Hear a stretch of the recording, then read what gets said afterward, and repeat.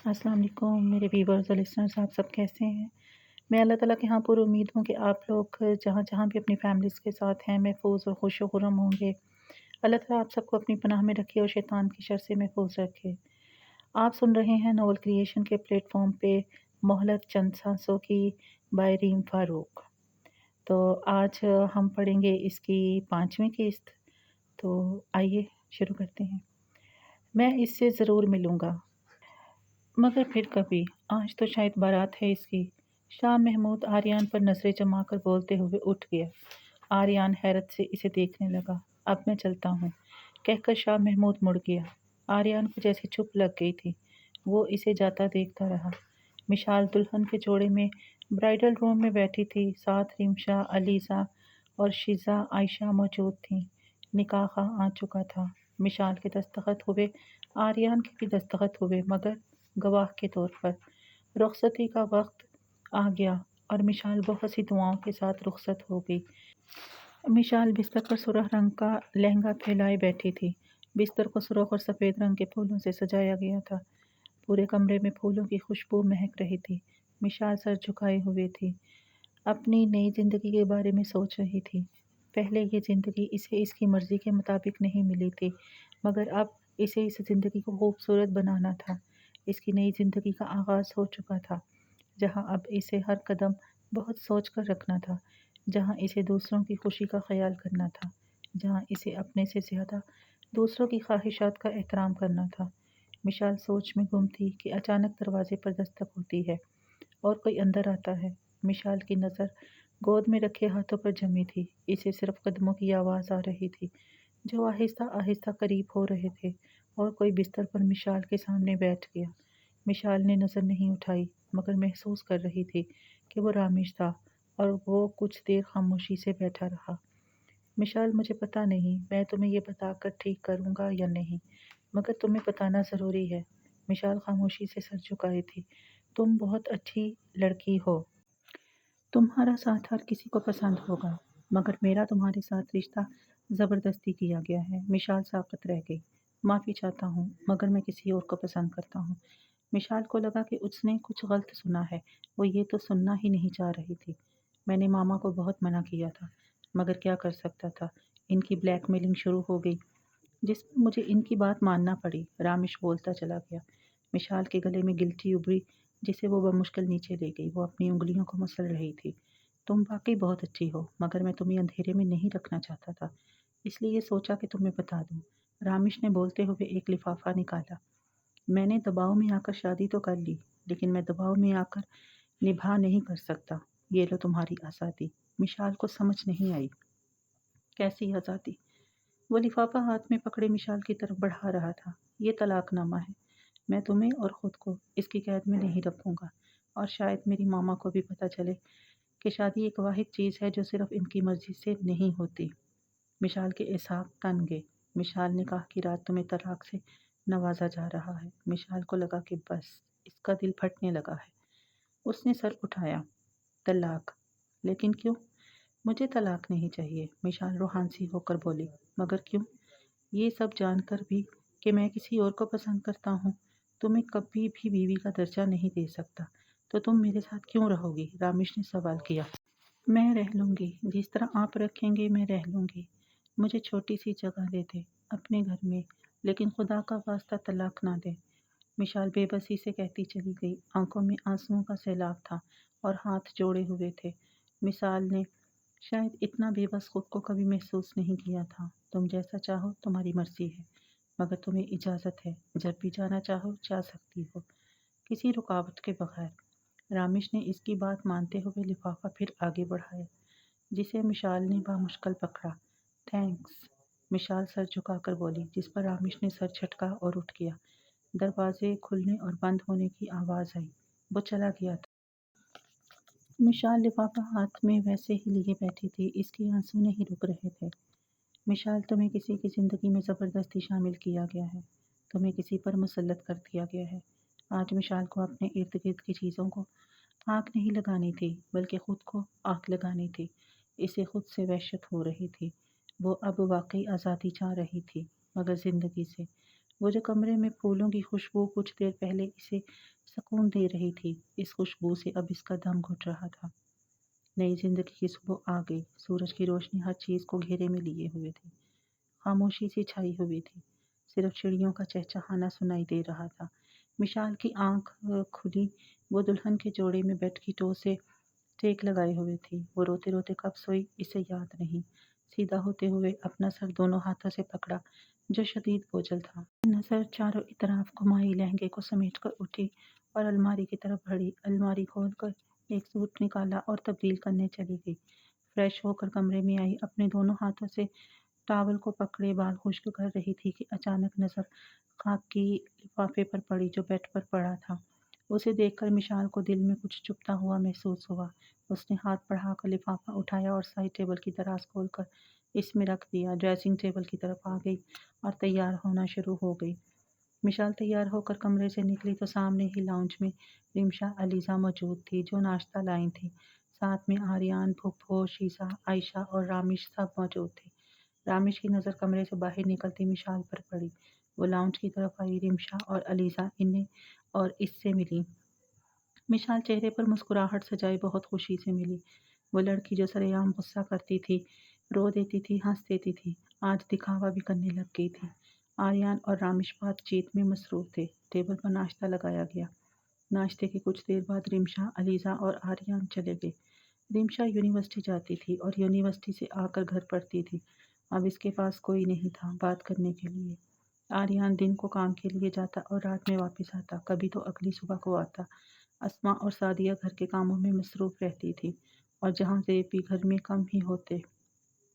मिशाल को रुखसत हुए 2 महीने हो चुके थे, मगर वो एक बार भी घर नहीं आई थी। मिशाल के जाने के बाद घर में खामोशी का बसेरा था।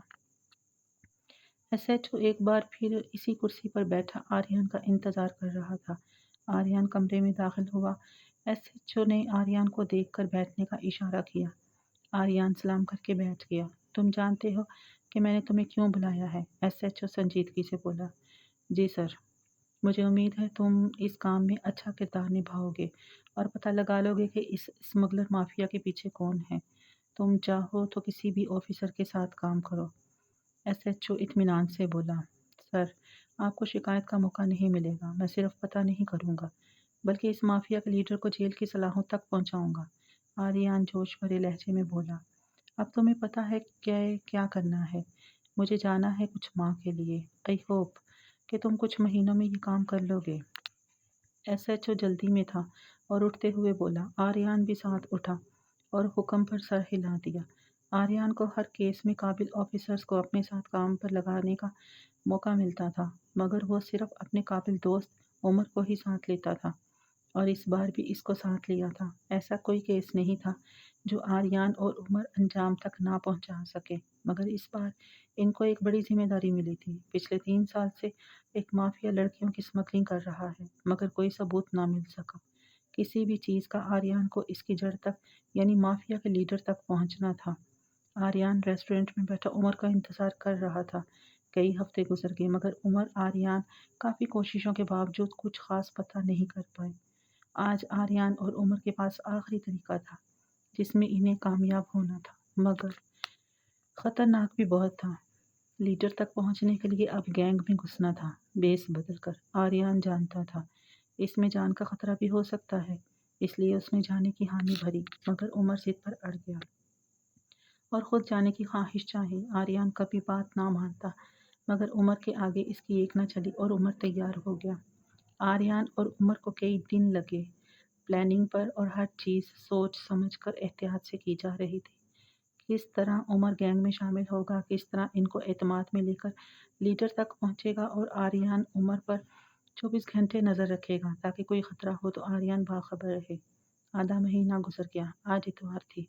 रात के 10 बजे थे। उमर प्लान के मुताबिक सुनसान सड़क पर खड़ा किसी का इंतज़ार कर रहा था। इसे इंतज़ार करते 15 मिनट गुजर गए। उमर की आंखों में दूर से रोशनी की चमक पड़ी। वो गाड़ी थी जो उमर की तरफ आ रही थी। उमर का दिल जोर का धड़का। वो थोड़ी देर के लिए घबरा गया। गाड़ी उमर के पास आकर रुक गई। फ्रंट सीट पर 2 आदमी बैठे थे। एक आदमी बाईं तरफ से दरवाज़ा खोलकर बाहर निकला। उमर ने खुद को नॉर्मल करने की कोशिश की। आदमी उमर का जायज़ा लेने लग गया और पास पहुँचकर शर्ट टोली कि इसके साथ कोई असला तो नहीं, मगर कुछ नहीं मिला, कुछ बिल्कुल भी नहीं सकता था। उमर ने कभी ग्लासेस नहीं पहनी थी, मगर आज पहनी हुई थी, क्योंकि इसमें छोटा-सा कैमरा था जो गौर से देखे बगैर किसी को नज़र नहीं आ सकता था और आर्यन घर में अपने कमरे के बेड पर बैठा हुआ सब मनाज़िर देख रहा था। अब वो आदमी उमर को गाड़ी में बिठाकर साथ ले गए थे। उमर और आर्यन अपने पहले मरहले में कामयाब हो गए थे, मगर अब असल इम्तिहान शुरू हुआ था। वो लोग उमर को एक सुनसान जगह पर ले आए थे। इस जगह एक बहुत पुरानी कोठी थी। वो गाड़ी से उतरे, उमर भी इनके साथ उतर गया। हर तरफ अंधेरा छाया हुआ था, चारों तरफ खेत थे। उमर हर जगह नज़र घुमा रहा था। अब वो चलते-चलते गेट पर पहुंच गए। कुछ देर इंतज़ार करने के बाद अंदर से एक आवाज़ आई। 3 अल्फाज बोले गए थे जो उमर को समझ ना आए। उमर के साथ खड़े आदमी ने भी 3 अल्फाज बोले, मगर इससे मुख्तलिफ, और कुछ देर में दरवाज़ा खुल गया। वो किसी किस्म का कोड था जिसे बोलने वाला ही अंदर जा सकता है। वो अंदर दाखिल हो गए। अंदर खूब रोशनी थी, हर तरफ आदमी ही आदमी थे, अच्छी खासी जिसामत के, और लड़कियां भी थी। कुछ सहमी हुई थी और कुछ ठीक थी, जैसे इन्हें आए हुए काफ़ी वक्त हो गया हो। उमर हर एक को देख रहा था। वो आदमी उमर को एक कमरे में ले गए। इस कमरे में अंधेरा था और हल्की सी रोशनी थी। वहाँ मौजूद कुर्सी पर एक आदमी बैठा हुआ था और टांगे टेबल पर टिकाई हुई थी। सिगरेट के धुएं छोड़ रहा था। साहब, उमर के साथ मौजूद एक आदमी ने सर को खम किया। कुर्सी पर बैठा शख्स सीधा हो गया। किसको लाए हो? इस शख्स ने उमर पर नजर डाली। साहब, ये बंदा अपने गैंग में शामिल होना चाहता है, उमर के साथ खड़े हुए शख्स ने बोला। उसने कहा, और तू साथ उठा लाया, पागल समझा है? वो गुस्से से बोला। माफी साहब, आदमी ने सर झुका लिया। क्यों होना चाहता है शामिल? तुझे यहाँ का किसने बताया है? अब वो शख्स उमर से मुखातिब हुआ। साहब, आपको कौन नहीं जानता? आपका गैंग तो बहुत मशहूर है, चर्चे होते हैं, तो मैं भला कैसे नहीं सुन सकता। उमर खौफज़दा था, लेकिन खुद को नॉर्मल करके बात की, क्योंकि वो जानता था कि इसकी ज़रा सी भी गलती इसे मौत के मुंह में ले जाएगी। पुलिस का बंदा तो नहीं है, तो जासूसी करने के लिए आया है। वो शख्स उमर पर नजरें गाड़े पूछ रहा था। उमर के गले में गिल्टी उभरी, जिसे वो बमुश्किल नीचे ले गया। क्या क्या बात कर रहे हो साहब? अपने को तो पुलिस से बहुत डर लगता है। सुना है ये गैंग कभी पुलिस के हाथ नहीं आया, तभी तो यहाँ आया हूँ। अच्छा अच्छा, बस बता यहाँ किस लिए आया है? इस शख्स ने उमर की बात काटी। अपने पास कोई काम धंधा नहीं है, पता चला इसमें बहुत कमाई है, बंदा अमीर हो जाता है, तो मैंने सोचा मस्त काम है, अमीर होके शादी करेंगे, बीवी को संभालेंगे, बच्चों को पालेंगे। उमर ने अच्छी खासी महारत दिखाई। वो शख्स खड़ा हो गया और उमर की तरफ बढ़ा। उमर खुद को नॉर्मल करने में कामयाब रहा। देख, अगर तूने कोई होशियारी की ना, तो जिंदा यहाँ से नहीं जाएगा। लोग आते तो अपनी मर्जी से हैं, पर जाते हैं हमारी मर्जी से हैं, वो भी कांधों पर। वो शख्स उमर को धमका रहा था। नहीं, बिल्कुल नहीं साहब, आप बेफिक्र रहें, उमर संभलते हुए बोला। ले जाओ इसे, लगाओ काम पर। उसने आदमी को इशारा किया। इस एक बात पूछनी थी। उमर फौरन बोला, पूछ। आप लीडर हैं यहाँ के? वो मेरा मतलब, सब आपकी गुलामी में है इधर? उमर ने सवाल किया, जिस पर इस शख्स के चेहरे पर तीखी मुस्कुराहट आई। हाँ, इन सब का लीडर मैं हूँ, मगर मेरा लीडर कोई और। तो लीडर से नहीं मिल सकता? जा बच्चे काम कर। इस शख्स ने उमर के मुंह को थपथपाते हुए बोला। उमर जिसको लीडर समझ रहा था, वो लीडर नहीं निकला। अब इसे किसी भी तरह लीडर तक पहुंचना था। महीना गुजर गया तो इतवार की सुबह थी। उमर अब गैंग में पूरी तरह शामिल था और इन्हें एतमाद में ले चुका था। कहीं भी डील करने के लिए उमर को साथ ले जाया जाता। आर्यन और पूरी टीम उमर पर नजर रखे हुए थे, मगर अब तक उमर लीडर से ना मिल सका। मिशाल बिस्तर पर बैठी हुई थी, पहले से बहुत कमज़ोर, बहुत जल्द सी आंखें, जैसे वो कुछ खाती ही ना हो। सारा दिन खुद को कमरे में बंद रखती थी। रामिश घर नहीं आता था, अगर आ भी जाए तो गेस्ट रूम में सोता था। मिशाल खाना भी नहीं खाती थी। जब कोई बुलाए तो बाहर निकलती थी, वरना नहीं। उसने आंखें मूंद ली कि फ़ोन की रिंग हुई। देखा तो अम्मी की कॉल थी। अस्सलाम वालेकुम। वालेकुम अस्सलाम, कैसी हो बेटा? अस्मा की पुरजोश आवाज़ आई। ठीक हूँ, मिशाल ने थकी हुई आवाज़ में बोला।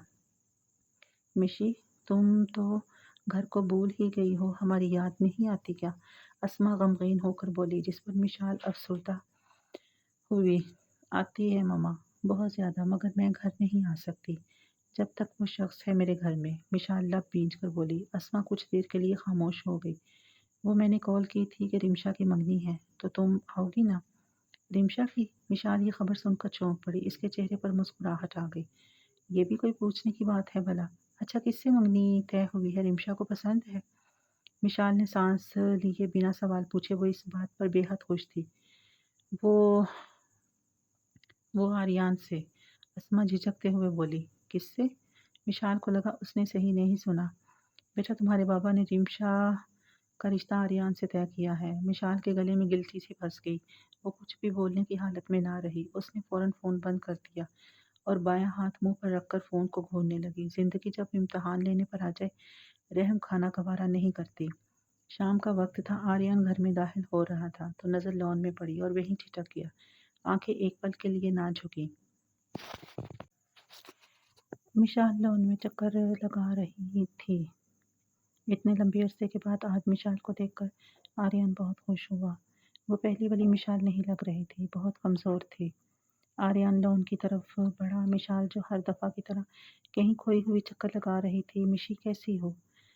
आवाज़ पर बुरी तरह चौंकी। काफ़ी अरसे के बाद आज उसने ये आवाज़ सुनी थी।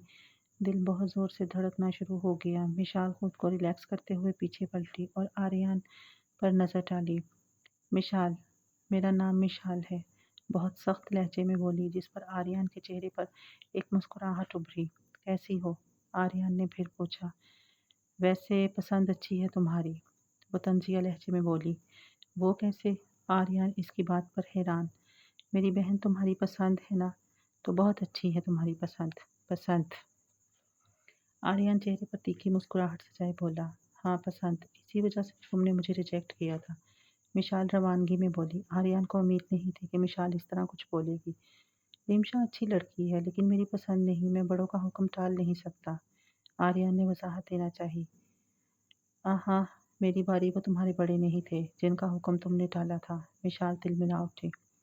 तुमसे शादी करने के बारे में मेरा कोई ख्याल नहीं रहा। तुमसे शादी मैं सिरे से ही नहीं करना चाहता था और मेरा ख्याल था कि हम अच्छे लाइफ पार्टनर नहीं बन सकते। आर्यन बोलता गया। इसके कहे कि एक एक लफ्ज़ मिशाल को बुरी तरह चुभ रहे थे। तुम जिस मर्ज़ी से शादी करो, मुझे परवाह नहीं। तुम जियो या मरो, मुझे कोई परवाह नहीं, लेकिन अपनी बहन से तुम्हारी शादी नहीं होने दूंगी। मिशाल सपाट लहजे में बोली और बिना कुछ सुने लॉन से चली गई और आर्यन हमेशा की तरह इसे जाता हुआ देखता रहा। ये इन दोनों में पहली गुफ्तगू थी जो बहुत तल्ख और बहुत मुख्तसर थी। मिशाल ने पहली बार आर्यन को तुम कहकर मुखातिब किया था। मिशाल रिमशा के कमरे में दाखिल हो रही थी। दरवाज़ा खुलते ही नज़र रिमशा पर पड़ी, जो मंगनी के जोड़े में बहुत खूबसूरत लग रही थी। रिमशा की नज़र मिशाल पर पड़ी और खुशी से खड़ी हो गई। मिशी, आप ही आ गई। मिशाल ने आगे बढ़कर इसे गले लगाया। मुझे लगा आप आज भी नहीं आएंगी। रिमशा पीछे होकर बोली।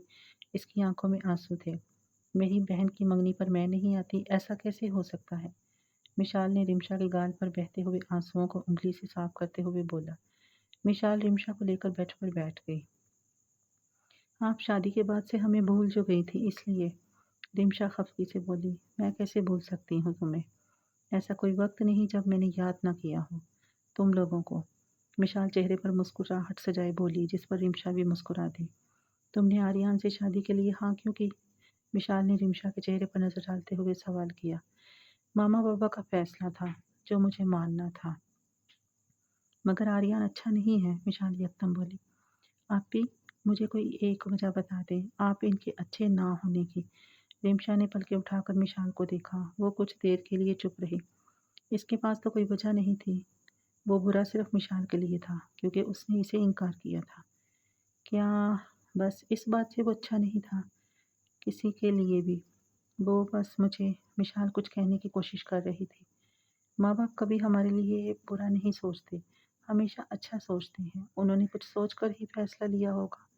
रिमशा समझाने के अंदाज में बोली। इतने में अस्मा कमरे में आ गई और रिमशा को चलने का कहा। मिशी आपी, कभी वक्त मिला तो बताऊंगी आपको आर्यन कितने अच्छे हैं। रिमशा मुस्कुराकर कहती हुई उठ गई। मिशाल रिमशा के मुंह से इस बात को सुन के सोच में पड़ गई। मंगनी की तकरीब बहुत अच्छे से अपने अख्ताम को पहुंच गई। इस दर्द से हुए आशना, हमें था एक तेरा ही तो आसरा। در بدر ہوئے اس طرح، نہ ملا سکون نہ ہی آسرا، ہوں مرض غم میں مبتلا، نہ دوا ملی نہ ملی شفا، میں ہوں گلی گلی میں ڈھونڈتا، کہ ملے کہیں تو مجھے بھی وفا۔ دوپہر کا وقت تھا، عمر کچھ آدمیوں کے ساتھ ڈیلنگ کرنے کے لیے نکلا ہوا تھا۔ عمر کے علاوہ 2-3 اور نئے لوگ آ چکے تھے، وہ بھی عمر کے ساتھ ہی موجود تھے۔ اس وقت عمر کے ساتھ 2 نئے آدمی اور 2 پرانے آدمی تھے۔ وہ ایک پتلی سی گلی میں ایک گھر کے باہر کسی کا انتظار کر رہے تھے۔ کچھ دیر بعد گھر سے ایک شخص نکلا۔ عمر آگے بڑھا، اپنے کاندھے پر لٹکائے کالے بیگ سے عمر نے بھرا ہوا خاکی لفافہ نکالا اور اس شخص کو تھما دیا۔ خاکی لفافہ تھا، مگر وہ دوبارہ گھر کے اندر چلا گیا۔ گلی کے باہر ایک سفید وین آ کر رکی۔ اس میں سے کچھ آدمی نکلے اور ان کی طرف آنے لگے۔ اتنی دیر میں وہ شخص گھر سے دوبارہ نکلا، مگر اس بار وہ اکیلا نہیں تھا۔ ساتھ ایک لڑکی تھی جو بہت خوبصورت لگ رہی تھی، مگر سہمی ہوئی تھی، آنکھیں نم تھیں اور اس کا بازو شخص کی گرفت میں تھا۔ جو آدمی وین سے نکلے تھے وہ عمر کے اشارے پہ اس لڑکی کو اپنے ساتھ لے گئے۔ عمر اسے جاتا ہوا دیکھتا رہا۔ عمر نے گینگ میں جگہ بنانے کے لیے انہیں اچھا خاصا منافع کروایا تھا۔ عمر نے بہت سی ڈیلنگز کروائی تھی، اس لیے اب عمر جہاں کہیں بھی جاتا سربراہی اس کی ہی ہوتی تھی۔ 2 مہینوں میں عمر گینگ کے بارے میں بہت کچھ جان چکا تھا۔ عمر کو معصوم لڑکیوں کی ڈیلنگ کرنا بالکل اچھا نہیں لگتا تھا، مگر اپنے کام سے مجبور تھا، اور دوسری طرف آریان ان سب چیزوں پر نظر رکھے ہوئے تھا۔ وہ 1 منٹ کی بھی غفلت نہیں برتتا تھا۔ وہ گاڑی جا چکی تھی۔ اب عمر اپنے آدمیوں کے ہمراہ گاڑی میں بیٹھ کر جا رہا تھا۔ عمر کو رہ رہ کر اس لڑکی کا خیال آ رہا تھا۔ وہ ڈیلنگ کے دوران لڑکیوں پر دھیان نہیں دیتا تھا، کیونکہ وہ جانتا تھا وہ دل برداشتہ ہو سکتا ہے، لیکن اس لڑکی کا سہما ہوا چہرہ اور نم آنکھیں بار بار سامنے آ رہی تھی۔ عمر کو پتا تھا وہ لڑکی ٹھکانے پر ہی پہنچے گی، اور وہ چاہ رہا تھا کہ اس کی ذمہ داری اپنے انڈر لے لے۔ عمر کا دھیان کھڑکی سے باہر گیا تو دیکھا یہ ٹھکانے کا راستہ نہیں تھا، وہ کہیں اور نکل گئے تھے۔ ہم کہاں جا رہے ہیں؟ عمر نے فوراً پوچھا۔ صاحب کا پیغام آیا ہے، ہمیں بڑے صاحب کی طرف جانا ہے۔ بڑے صاحب؟ مطلب؟ صاحب کے بڑے صاحب؟ عمر حیران ہوا۔ وہ تو کسی سے ملتے نہیں، پھر ہم سے کیوں؟ عمر نے سوال کیا۔ یہ مجھے نہیں معلوم، بس اتنا پتا ہے وہ تم سے ملنا چاہتے ہیں، آدمی نے جواب دیا۔ مجھ سے؟ عمر گھبرا گیا۔ ہاں، پتہ تو نہیں چل گیا؟ خود سے سوال کرنے لگا۔ اتنے میں اس کی نظر کھڑکی سے باہر سفید وین پر پڑی، جس میں لڑکی تھی، وہ ان کے ساتھ چل رہی تھی۔ یہ گاڑی ہمارے ساتھ کیوں جا رہی ہے؟ اسے ٹھکانے پر نہیں جانا تھا؟ عمر نے پوچھا۔ لڑکی کو بھی بڑے صاحب نے بلوایا ہے، آدمی بولا۔ عمر نے گہرا سانس لیا اور آنکھوں پر ڈالی اینک پر انگلی جمائی اور اپنے چاروں اطراف گھمائی۔ آریان جو کچھ دیکھ رہا تھا اسے سنائی کچھ نہیں دیتا تھا، مگر حرکات سے اندازہ لگا لیتا تھا۔ 2 مہینوں میں پہلی بار عمر کے جانے کا راستہ تبدیل ہوا اور وہ کہیں اور جا رہا تھا۔ آریان ٹھٹک گیا۔ ٹیم کو ہوشیار کر دیا تھا۔ عمر کی کرنٹ لوکیشن آریان اور ٹیم کے پاس موجود تھی۔ ٹیم آریان کے کہنے پر نکل چکی تھی۔ آریان اپنی گاڑی میں تھا، کار خود ڈرائیو کر رہا تھا اور فرنٹ سیٹ پر لیپ ٹاپ رکھے وہ 1 سیکنڈ کے لیے بھی عمر سے نظریں نہیں ہٹا رہا تھا۔ کافی لمبا سفر کرنے کے بعد دونوں گاڑیاں ایک کھنڈر جگہ پر رک گئیں۔ عمر اور باقی آدمی گاڑی سے اتر گئے۔ دوسری گاڑی سے بھی آدمی اترے اور ایک آدمی نے لڑکی کو پکڑا ہوا تھا جو اس کی گرفت میں تھی۔ وہ بار بار آنکھیں موند لیتی تھی جیسے اسے تکلیف ہو رہی ہو۔ اب وہ چل رہے تھے اور چلتے چلتے بیابان جنگل میں آ گئے۔ عمر ارد گرد نظریں گھما رہا تھا۔ کچھ دیر ایسے ہی چلنے کے بعد ایک کوٹھی آئی۔ وہ سب باہر انتظار کرنے لگے۔ کچھ دیر بعد ایک شخص باہر آیا اور سب کا جائزہ لیا۔ اس نے ایک ایک بندے کی اچھی طرح تلاشی لی اور عمر کی بھی تلاشی لی۔ سب کا جائزہ لینے کے بعد انہیں اندر لے جایا گیا۔ اندر جانے کے بعد عمر آدمیوں کی تعداد دیکھ کر حیران رہ گیا۔ اتنے آدمی دوسرے ٹھکانے پر نہیں تھے جتنے یہاں پر تھے۔ ان کے لیڈر نے اپنی اچھی خاصی حفاظت کا انتظام کیا ہوا تھا، اور دوسری طرف آریان نے اتنی تعداد دیکھ کر حفاظتی اقدامات کے لیے بیک اپ فورس کو بھی بلا لیا۔ جو شخص انہیں اندر لایا تھا اس نے سب کو روک لیا۔ صاحب نے بس اس لڑکی اور لڑکے کو بلایا ہے، باقی تم سب ادھر ہی رکو گے۔ اس شخص نے عمر اور لڑکی کی طرف اشارہ کر کے کہا۔ ٹھیک ہے، عمر نے کہا۔ لڑکی ایک آدمی کی گرفت سے آزاد ہوئی اور اب اس شخص کی گرفت میں آ گئی۔ یہ خود چل سکتی ہے، تم اسے چھوڑ دو، عمر سخت لہجے میں بولا۔ اس نے لڑکی کو چھوڑ دیا۔ وہ اپنے بازو کو سہلاتے ہوئے عمر کے ساتھ چل دی۔ آریان ٹیم کے ساتھ اس جگہ پہنچ چکا تھا۔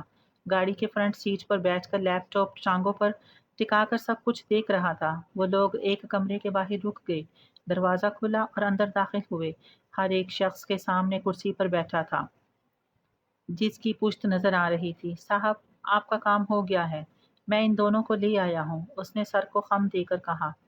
میرا نیا باشندہ آیا ہے، سنا ہے بہت دھوم مچائی ہے اس نے، وہ شخص پلٹتے ہوئے بولا، اور عمر اسے دیکھ کر حیران رہ گیا۔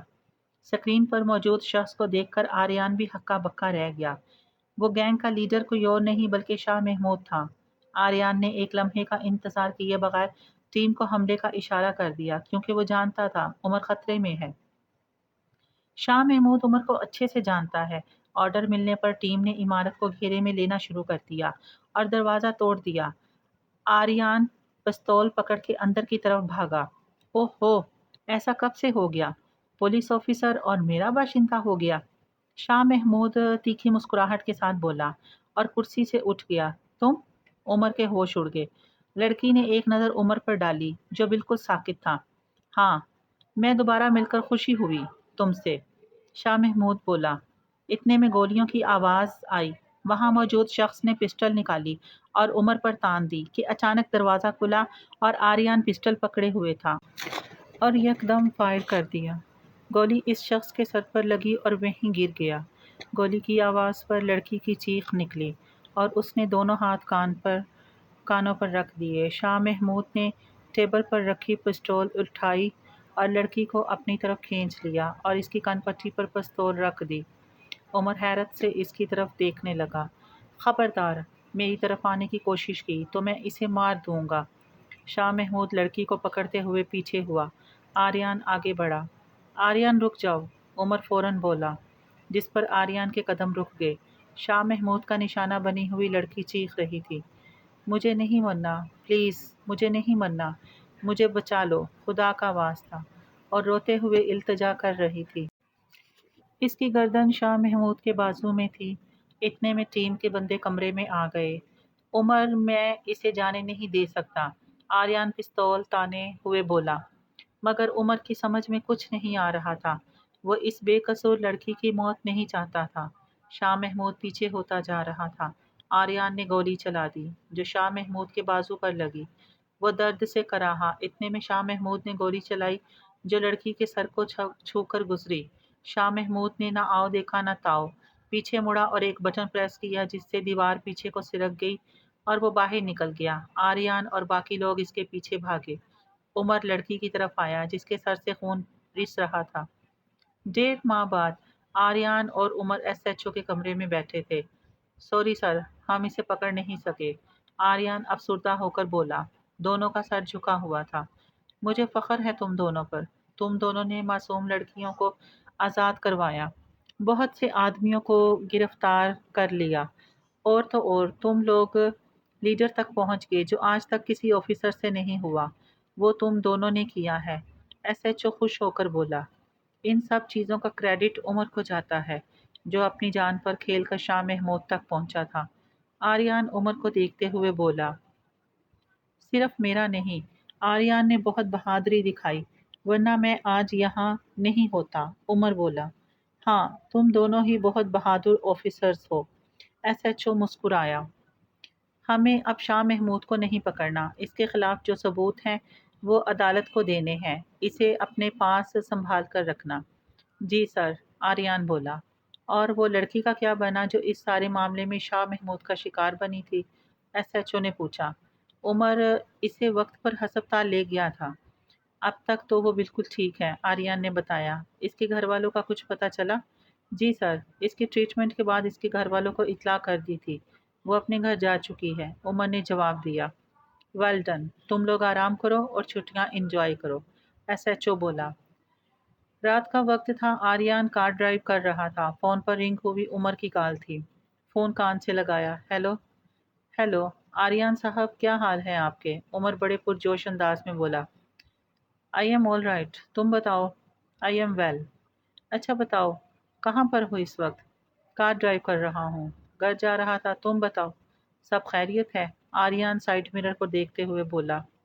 खैरियत है, बस ऐसे ही। मैं रेस्टोरेंट में बैठा था, तुम्हारा कज़न मिल गया। उमर तफसील बताने लग गया। कौन सा कज़न? आर्यन ने पूछा। वो जिसकी शादी पर मैं आया था ना। उमर ने याद दहानी करवाई। रामिश, आर्यन ने सोचते हुए बोला। हाँ वही। हाँ आया होगा मिशाल के साथ, आर्यन ने बेतासुर बोला। नहीं, तो साथ तुम्हारी कज़न नहीं थी, कोई और थी, उमर फौरन बोला।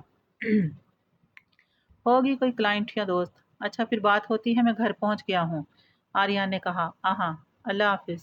खुदा हाफिज।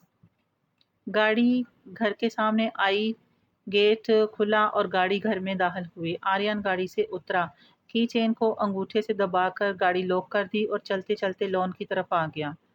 लॉन में कुर्सी पर बैठा और एक गहरी सांस ली।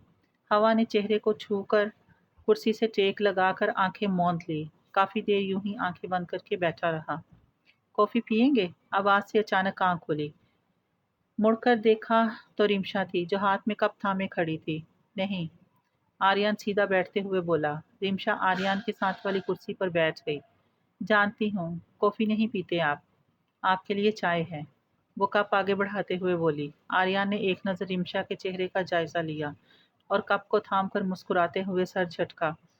तुम सोई नहीं अब तक? उसने चाय का सिप लेते हुए पूछा। नींद नहीं आ रही थी तो सोचा कॉफी पी लूं। गाड़ी की आवाज़ सुनी तो आपके लिए चाय बना ली, रिमशा ने बताया। आर्यन चाय पीने में मसरूफ हो गया।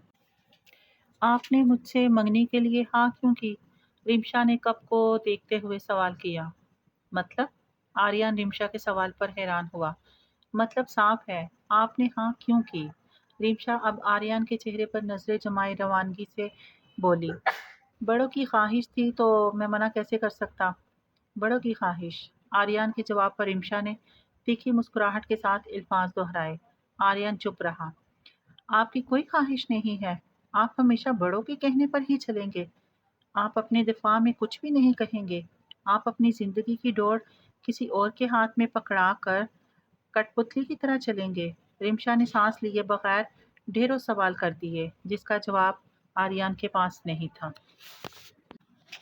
अगर आप सुनने और पढ़ने वालों को मेरी परफॉर्मेंस अच्छी लगती है तो प्लीज़ लाइक शेयर और सब्सक्राइब ज़रूर किया कीजिए। और अगर आप मेरी आवाज़ में कोई अपना पसंद का नॉवल सुनना चाहते हैं तो प्लीज़ कमेंट ज़रूर किया कीजिए।